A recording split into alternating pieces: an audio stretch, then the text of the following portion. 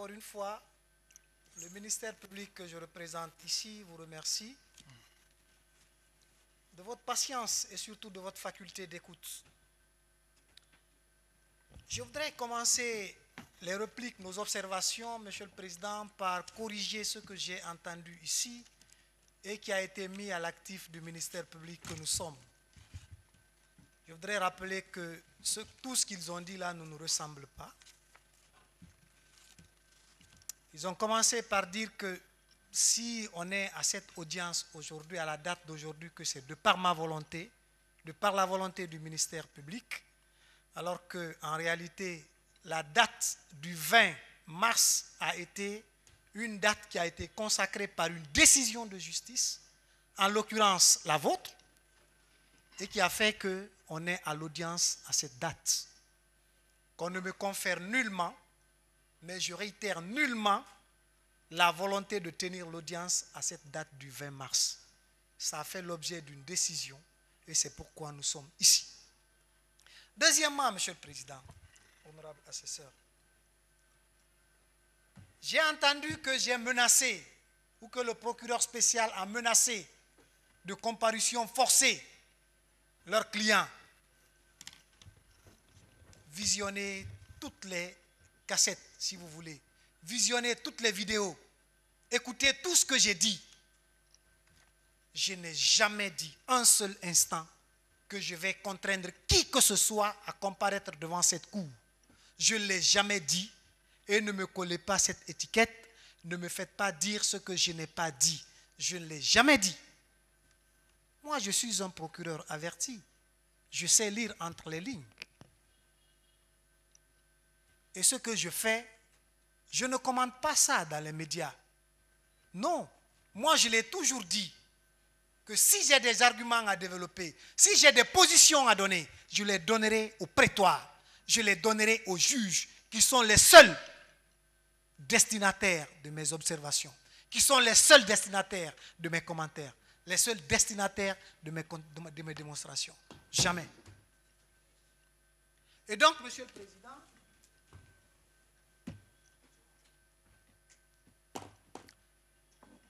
ils sont en train de se plaindre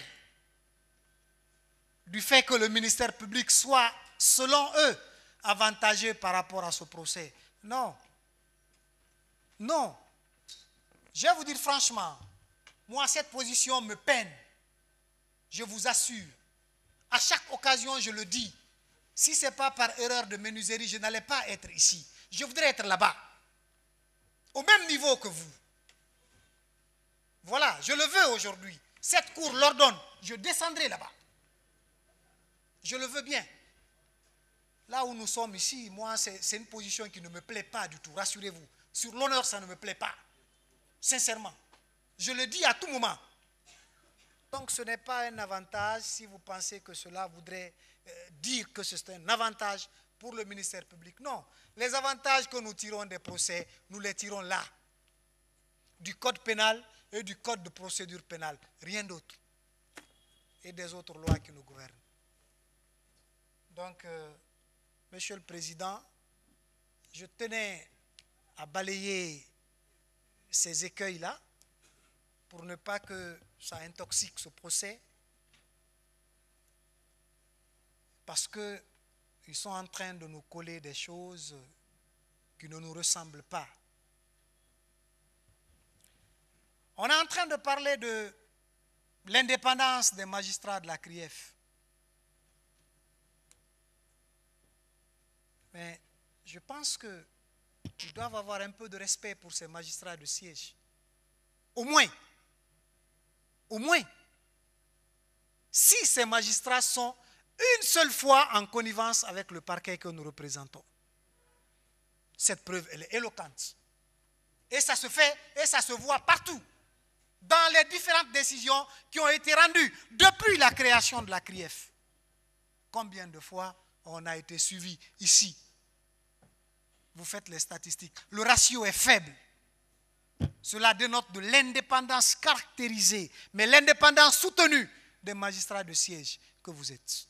Nous sommes des amis, nous sommes des collègues, c'est vrai, Mais lorsqu'il s'agit de procédure, je n'apprends rien, je ne vous apprends rien, que vous savez vous démarquer de cette camaraderie. Ce n'est pas à moi de le dire, c'est constant. Ils sont en train de dire qu'ils ne veulent pas que leurs clients comparaissent devant vous parce que simplement il y a un pourvoi qui est pendant devant la Cour suprême. Monsieur le Président, honorable assesseur, ce que je défends ici n'est que l'intérêt de la loi. Ce n'est pas un intérêt d'un magistrat du ministère public. Non. Si vous voulez ce procès, renvoyez-le au mois de décembre. Je n'en ai cure, moi, en tant que représentant du ministère public. Je n'en ai cure. On peut le tenir même au mois de janvier 2024. Je n'en ai cure. Mais ce que la loi dit, nous devons être fidèles à cela. Parce que force doit rester à la loi. Ce n'est pas en s'égosillant qu'on pourra faire appliquer la loi. Non. La loi s'applique doucement, mais très doucement. Monsieur le Président, honorable assesseur, qu'est-ce qui s'est passé qu'on en arrive là? Qu'est-ce qui s'est passé? Ce dossier, depuis le mois d'avril 2022, est pendant devant la CRIEF. Les juges d'instruction ont travaillé dessus. Ils ont fait des interrogatoires, ils ont fait des confrontations, ils ont fait des saisies, ils ont pris toutes sortes d'actes nécessaires à la manifestation de la vérité. Au finish, qu'est-ce qu'ils ont dit? Malgré qu'il y ait eu des décisions contraires à la volonté du parquet, mais à la fin, qu'est-ce que ces juges ont dit? Nous estimons qu'il y a des charges suffisantes contre un tel, en l'occurrence Dr Mohamed Diané, pour les faits de blanchiment de capitaux, pour les faits de détournement de deniers publics, pour les faits d'enrichissement illicite, tels que prévus par les dispositions pertinentes du Code pénal.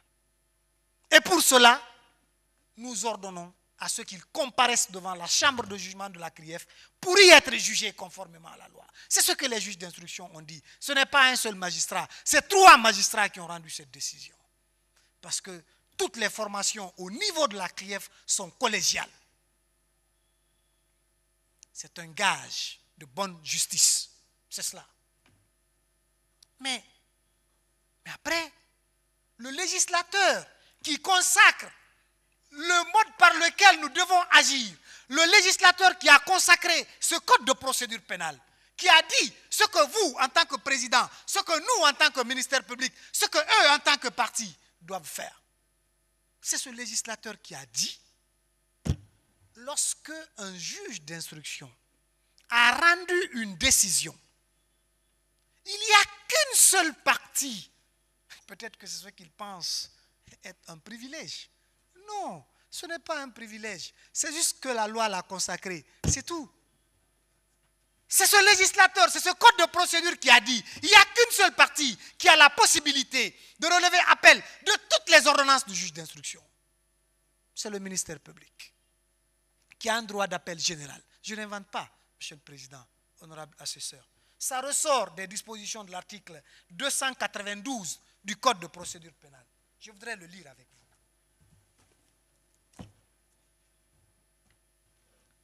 Le procureur de la République, c'est le cas chez nous, peut-être qu'il y a beaucoup qui ne comprendront pas cet aspect, la CRIEF est une juridiction spéciale, qui a un ministère public à deux échelons. Nous avons en notre sein un parquet d'instance et un parquet général. Donc, nous sommes régis au même titre que les autres parquets par le Code de procédure pénale.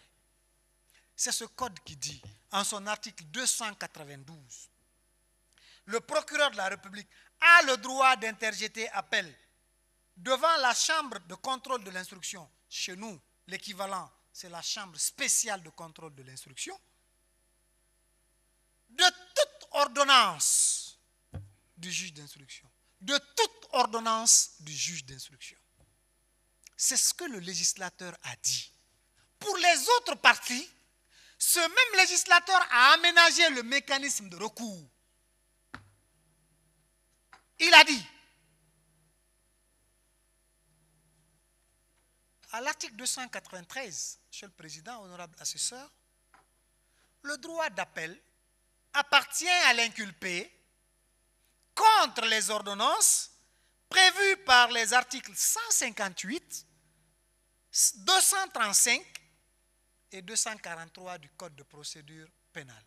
Lorsque vous parcourez le Code de procédure pénale, en son article 158, il vous parlera de la constitution de partie civile et de ses effets. C'est-à-dire, lorsqu'un juge d'instruction rend une ordonnance pour accepter la constitution de partie civile d'une partie, l'inculpé a le pouvoir de relever appel, de dire « je ne suis pas d'accord de cette décision ». L'article 235 et l'article 243 parlent de la détention et de la liberté. C'est-à-dire que si eux, en tant qu'inculpés, un juge les a placés sous mandat de dépôt, ils ont la possibilité de dire « je ne suis pas d'accord par rapport à votre décision ».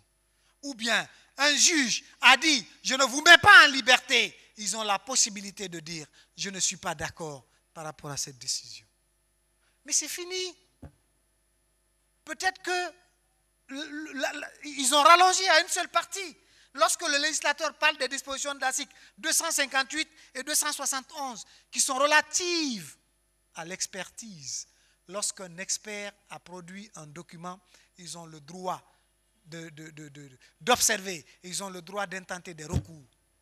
Mais à part ça, Monsieur le Président, honorable assesseur, ils n'ont aucun droit d'appel des autres décisions du juge d'instruction. Aucun. Après, on vient s'égosiller à votre bar pour dire le pourvoi est suspensif. C'est que sort des dispositions de l'article 80 de la loi sur la Cour suprême. Il est ceci, il est cela. Mais vous pensez à quoi réellement? Vous pensez à quoi?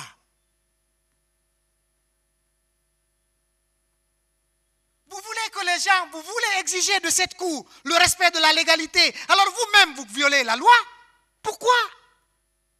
Mais la loi dit que vous n'avez aucun droit de toucher à une ordonnance de renvoi devant un tribunal, devant une chambre de jugement. Pourquoi vous la touchez? Pourquoi? Pourquoi? Ce que vous oubliez de l'autre côté, Monsieur le Président, honorable assesseur, c'est que les avantages, les effets liés au recours qui sont aménagés dans le Code de procédure pénale ne bénéficient qu'à ceux qui en ont le droit. Il faut que ce soit clair pour tout le monde. C'est-à-dire que si c'était une ordonnance de liberté, ils ont relevé appel, ils bénéficieront de tous les effets liés à cet appel. La Chambre spéciale a rendu un arrêt en matière de liberté, ils font le pourvoi, ils bénéficient de tous les effets de ce pourvoi. Mais comment voulez-vous bénéficier d'une chose dont la loi ne vous attribue pas? Mais la question, elle est là, Monsieur le Président. Elle n'est pas ailleurs, elle est là. Une seule question. Est-ce que l'inculpé, que eux, ils assistent, avait le droit, ou a même le droit, de relever appel d'une décision, d'une ordonnance de renvoi devant le tribunal, devant la chambre de jugement? La question, elle est là. Et la réponse, elle est négative. Parce que le législateur lui-même a dit qu'ils n'ont aucun droit de le faire. Ils vous ont dit que moi, j'ai interjeté les pourvois, j'ai interjeté pourvoi. J'ai formé pourvoi des arrêts devant la chambre spéciale et ces arrêts ont été suspendus, n'ont pas été exécutés. Mais c'est normal. J'ai fait appel. L'appel a été suspensif. C'est normal parce que simplement la loi m'a donné le droit. La loi a donné cette possibilité au ministère public de relever appel. La loi a donné cette possibilité au procureur de faire un pourvoi. Et lorsque vous êtes dans vos droits, vous exercez ces droits, vous bénéficiez de tous les effets liés à ces actes. Mais voulez-vous bénéficier de quelque chose dont vous n'êtes pas tributaire? Même un aveugle en droit dira non. Monsieur le Président, cette question a été débattue même dans les amphis, à l'université, en droit, deuxième année. Même ces étudiants savent comment répondre à ça. Mais qu'on ne vient pas laver la figure de la chambre de jugement que vous êtes ici pour dire non, on a formé un pourvoi, ce pourvoi a un caractère suspensif. Et parce que le procureur lui-même, quand il a formé pourvoi, certaines personnes sont restées en détention parce que son pourvoi a été suspensif. Mais lorsque vous êtes en train de lire entre les lignes d'un texte, il faut savoir ce que ça veut dire. Ils sont en train, Monsieur le Président, j'ai suivi leur raisonnement. Ils vous ont parlé des dispositions de l'article 312 du Code de procédure pénale, qui disent que quand la Chambre spéciale de contrôle confirme une ordonnance, cette ordonnance produit ses pleins et entiers effets. C'est ce qui est écrit. Mais le Code de procédure pénale, quelqu'un l'a dit, est un texte général par rapport à la loi sur la Cour suprême, qui est un texte particulier. Tout comme l'autre a défendu que la loi sur la CRIEF est une loi spéciale par rapport au Code de procédure pénale, même si le contexte n'était pas le même. Même si le contexte n'était pas le même. Monsieur le Président, ce que nous sommes en train de faire, nous sommes en train de défendre la légalité, rien d'autre. Moi, je n'ai aucun intérêt, aucun, que leur client reste en détention avant sa comparution pour plusieurs mois. L'exigence procédurale que nous avions, c'était que les juges d'instruction rendent leur ordonnance. C'était tout. Si l'ordonnance est rendue, si vous voulez, comparaissez 6 mois après. Ça n'engage que vous. Moi, ça ne me lie pas. Mais quand la loi a dit, lorsque le juge a rendu une décision, en l'occurrence une ordonnance de renvoi devant la chambre de jugement, la loi dit que l'inculpé, vous ne pouvez pas l'attaquer, vous ne pouvez pas vous attaquer à cette ordonnance. Moi, si vous l'attaquez, c'est un non-événement pour moi. Après, on vous dit non, nous, ce n'est pas à nous d'apprécier l'effet de cet appel, ce n'est pas à nous d'apprécier l'effet de ce pourvoi. Ceux qui doivent apprécier l'effet de ce pourvoi, ils sont là-bas. Moi, je n'apprécie pas en tant que ministère public. Nous n'apprécions rien. Nous exécutons ce que la loi a dit. Moi, j'exécute ce que la loi a dit. C'est tout. La loi a dit, lorsque le juge d'instruction a rendu son ordonnance pour renvoyer certains individus devant la chambre de jugement, moi, j'exécute cette décision qui ne doit souffrir d'aucune restriction. C'est dans cette posture que nous sommes. C'est dans cette posture que nous sommes. Et nous savons qu'à date, nous sommes en train d'appliquer la loi. Rien que la loi. Nous n'appliquons que la loi. Et qu'on trouve moyen de dire non, il y a ceci, il y a cela, le ministère public tient à sa tête, il fait ceci, il fait cela. Nous avons compris depuis le départ que tout ce qu'ils auront à dire là-bas, le principal destinataire, c'est nous, le ministère public. Mais nous, on est sereins. On est serein parce que nous sommes en conformité avec ce que le législateur a dit ici. C'est tout. C'est pourquoi, Monsieur le Président, honorable assesseur, le ministère public pense que l'inculpé n'ayant aucun droit, et ça vous pouvez le lire dans le Code de procédure pénale, n'ayant aucun droit d'appel contre une ordonnance de renvoi devant le tribunal, devant la chambre de jugement, en usant, en interjetant appel ou en intentant des recours contre cette décision, nous estimons que cette décision, ce recours est censé n'avoir jamais, mais jamais existé. Jamais existé. Et ça ne peut pas nous empêcher de saisir la Cour conformément à l'ordonnance de la chambre de l'instruction. C'est pourquoi, Monsieur le Président, honorable assesseur, le ministère public que nous représentons ici vous demande humblement de balayer d'un revers de main ces arguments on ne peut plus non fondés. Ordonner à ce que la procédure puisse continuer conformément à l'ordonnance de renvoi qui vous saisit. Qui vous saisit lorsque je lis les dispositions de l'article 453 du Code de procédure pénale, 453 du Code de procédure pénale. Je l'ai rapidement, Monsieur le Président, excusez-moi. Il est là, l'article. Voilà. Le tribunal correctionnel, l'équivalent chez nous, c'est la chambre de jugement, est saisi des infractions de sa compétence, soit par le renvoi fait, par le renvoi qui lui est fait par la juridiction d'instruction, comme c'est le cas, soit par la comparution volontaire des parties dans les conditions prévues de la disposition de la 457, soit par la citation délivrée directement à prévenus et aux personnes civilement responsables. Monsieur le Président, ce qui est important dans cette disposition, c'est que le législateur lui-même vous dit que c'est vous qui êtes saisi de l'ordonnance de renvoi du juge d'instruction. C'est clair. Est-ce qu'on peut souffrir de restrictions par rapport à cela? Surtout qu'aucune saleté ne doit venir greffer cette ordonnance, des recours par-ci, par-là, qui n'ont jamais leur raison d'être. C'est pourquoi nous réitérons nos réquisitions, Monsieur le Président, honorable assesseur, qu'il vous plaise, écarter purement et simplement les observations, les arguments qui sont venus de la défense, dire que ces recours sont censés n'avoir jamais existé et ordonner que la procédure contre Dr Mohamed Ghané puisse suivre son cours devant votre juridiction. En le faisant, Monsieur le Président, vous ne faites pas plaisir à quelqu'un, rassurez-vous, vous n'aurez fait qu'appliquer la loi, et seule la loi que vous aurez appliquée. Je vous remercie. Bien. Oui, la partie civile. La partie civile. Maître...